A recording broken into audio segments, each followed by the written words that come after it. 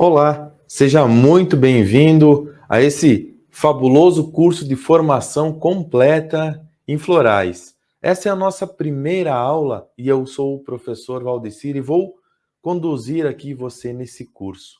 Antes, quero deixar algumas frases de Eduard Bach. A doença é o resultado do conflito entre a alma e a mente e ela jamais será erradicada, exceto por meio de esforços mentais e espirituais. Nossa saúde física depende do nosso modo de pensar, dos nossos sentimentos e emoções. As doenças reais e básicas do homem são certos defeitos como o orgulho, a crueldade, o ódio, o egoísmo, a ignorância, a instabilidade e a sua ambição. Tais defeitos é que constituem a verdadeira doença. E a continuidade desses defeitos, se persistirmos neles, é o que ocasiona no corpo os efeitos prejudiciais que conhecemos como enfermidades. Os florais devem atuar sobre as causas e não sobre os efeitos, corrigindo o desequilíbrio emocional no campo energético. Essencialmente, a origem da doença física está na avidez e da doença mental está no medo. Então, agora daremos início à nossa aula, à nossa primeira aula, e nela vamos falar sobre origem dos florais. É da antiga Índia que procede boa parte dos atuais conhecimentos sobre medicina, terapias e práticas curativas.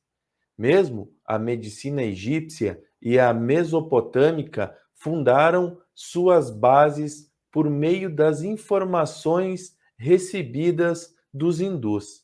A civilização egípcia, em torno de 5.000 anos antes de Cristo, já utilizava as essências florais. Tal hábito se tornou comum, então, em vários outros lugares do mundo, como, por exemplo, China, Grécia, Roma, Tibete, Austrália, África e Havaí. Na época de Cristo, as flores eram muitas vezes direcionadas às curas. Note-se que o povo essênio e mesmo as antiquíssimas Lemúria e Atlântida já se valiam da essência das flores. Desde tempos muito longínquos, as pessoas já se dedicavam a estudar e a criar técnicas de harmonização e de cura com as flores. Os habitantes do Egito, da Malásia e da África costumavam usá-las para sanar os desajustes emocionais. A Europa anota tendências florais curativas desde a Idade Média.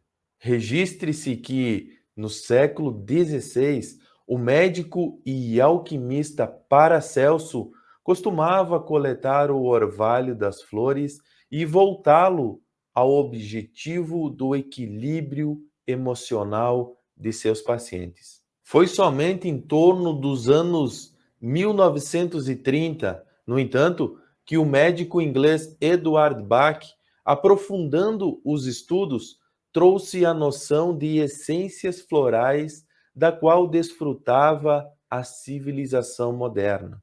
Já de 1970 em diante, o interesse pelo estudo e pelas práticas utilizando as flores tornou-se profuso no mundo inteiro. Aos poucos, surgiram vários pesquisadores e interessados nesse universo natural, muitos deles com seus próprios conjuntos de essências.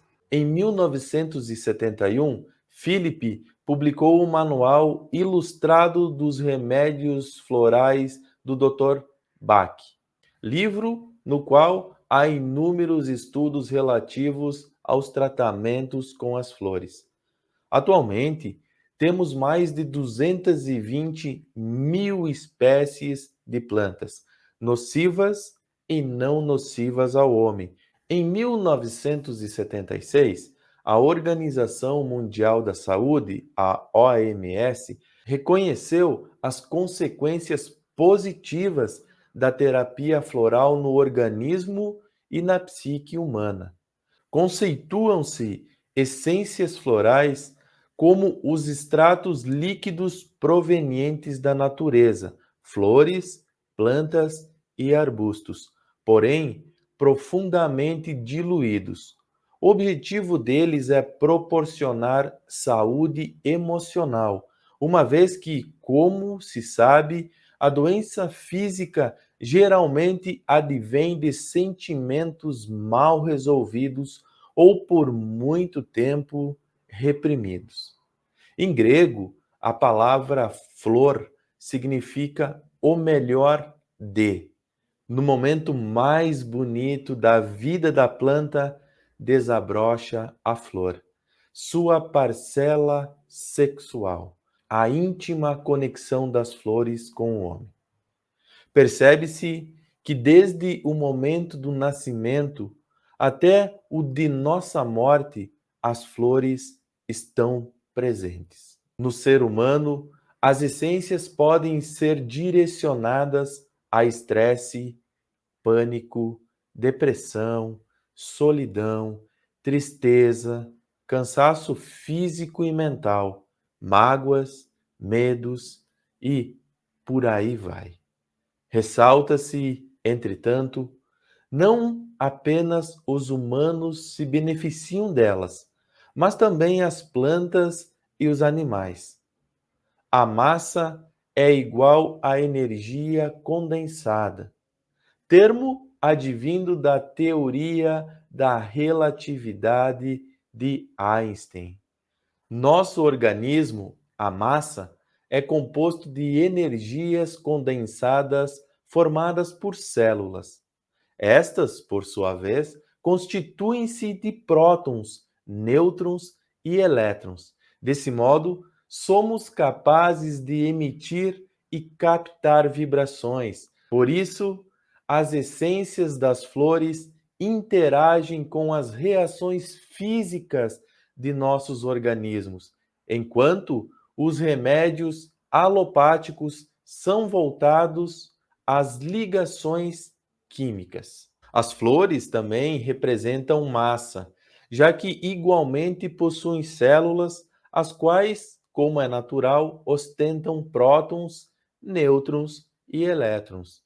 A partir do momento em que a energia de um floral faz contato com a humana, a conexão das composições incita a melhora dos sintomas e a noção panorâmica mais nítida. Graças à física quântica, compreendemos que uma energia interfere em outra da mesma frequência, pelo fato de o corpo humano possuir ligações físicas e químicas. Portanto, ser emissor e receptor de energias, vibraremos diversos tipos de energia, conforme nossos estados de ânimo. Se preocupados, a vibração emitida será uma. Se alegre, contudo, será outra.